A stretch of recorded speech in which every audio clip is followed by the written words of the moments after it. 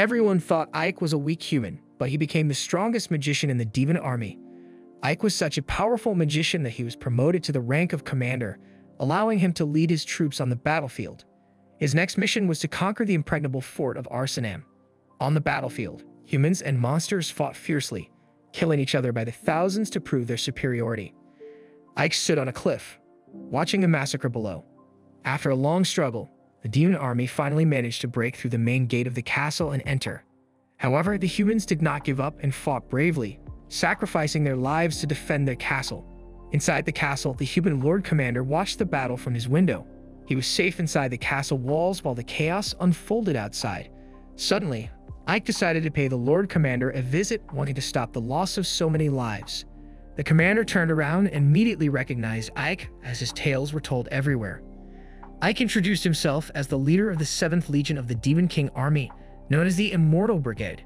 He gave the commander 3 options for his future. The first option was to surrender calmly and become a prisoner of war. The second option was to kill himself to save his honor. The third option, if he had no honor, was to climb out the window and run away. The commander smirked and said he refused to choose any of the options given by a scum who betrayed his own race. He rushed forward with his sword to attack Ike. However, Ike easily knocked him out with a simple swipe of his wand.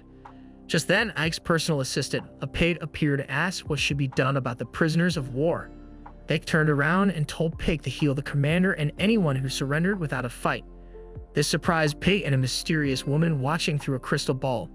She was impressed that Ike had captured such an important castle with just 1 brigade. Ike then created a magical barrier around the entire area, preventing anyone from entering the battlefield. He looked outside and saw many human casualties and injuries being treated by demons. Feeling bad about the atrocities, Ike wished there was no need for war.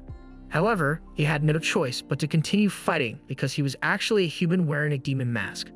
Ike had been abandoned at birth, but was taken in by a demon magician named Romberg.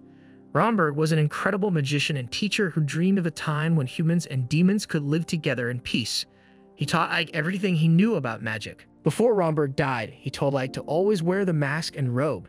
If the Demon King found out Ike was human, he would be tortured and killed immediately. Ike sat down in a chair and put a magic field around the room to prevent anyone from entering without his permission. Suddenly, he noticed a trembling maid hiding under the table. She started apologizing and crying, saying she didn't see anything. In her panic, she hit her head on the table and knocked herself out. Ike wondered how to handle this situation, but decided to think about it later. As Pig calls Ike outside, they walk through the streets, witnessing the destruction caused by the war. Pig asks Ike why they spare so many humans.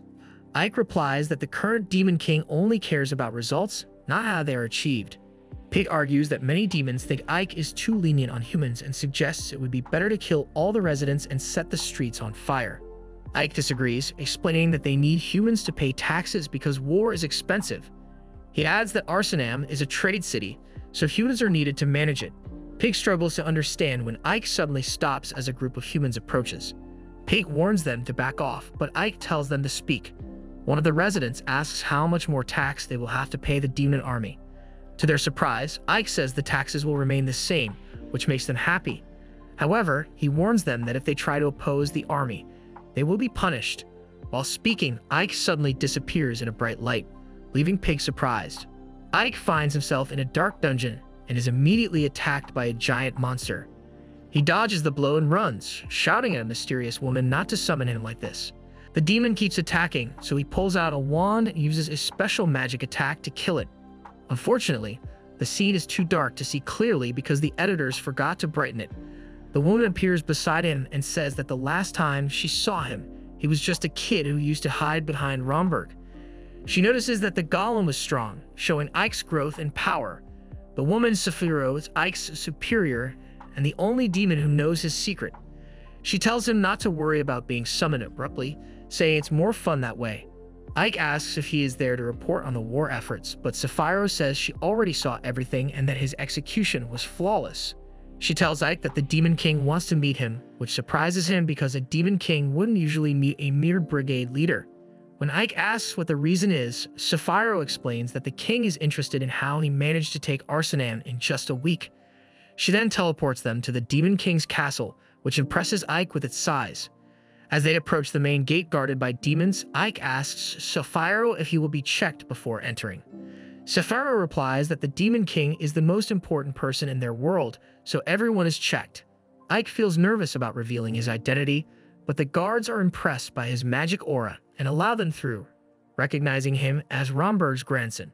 They walk through the hallway with Saikyou flying beside him. Ike reflects on how he isn't as skilled at flying as she is. When they reach the courtroom entrance, Saikyou instructs him to wait. During this time, Ike thinks about the Demon King Darrow, known for his competence and ruthlessness. He remembers how the humans were winning the war until Darrow single-handedly turned the tide in a decisive battle. Darrow is strict towards incompetence but rewards talent and skill, regardless of nobility. Saikyou eventually returns and calls Ike inside. He enters with his head bowed, expecting to meet the Demon King, but is surprised to see a girl sitting on the throne. Initially, he mistakes her for the Demon King's daughter. He quickly realizes she is Darrow and bows respectfully. Darrow is impressed by how fast he captured Harem and questions his reluctance to unnecessarily kill humans. Ike argues that instilling fear doesn't create loyalty. Instead, competent leadership earns human support. Intrigued, Darrow teleports in front of Ike and demands to see his true face before leaving. Terrified, Ike sighs in relief and learns he will rule over Harem as a reward. Back in Harem, Ike finds the maid named Sadie awake and apologizing. He assures her safety and appoints her as his personal maid, promising to keep his secret. Surveying the damaged city, Ike realizes the defenses need urgent repair. Pig estimates it will take 6 months, but Ike insists on completing it in 1 month. He organizes a joint effort between humans and demons to work around the clock. Witnessing Ike's brilliance and effective leadership, Pig is moved to tears and hopes that Ike might one day become the Demon King.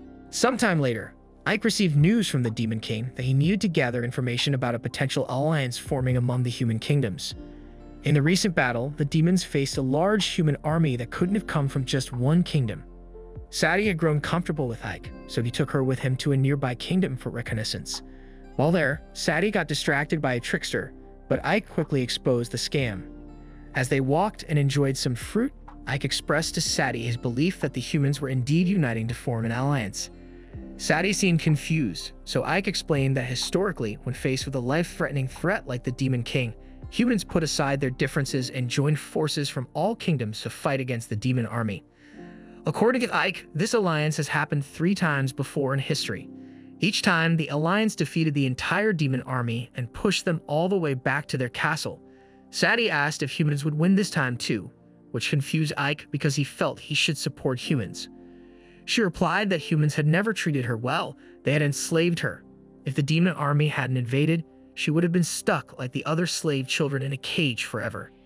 Ike realized how cruel societies can be. He reassured Sadie that the current Demon King is the wisest and strongest in centuries. Before they could talk more, a voice interrupted them. Ike turned around and saw the trickster, a hefty man, shouting at him for exposing their scams.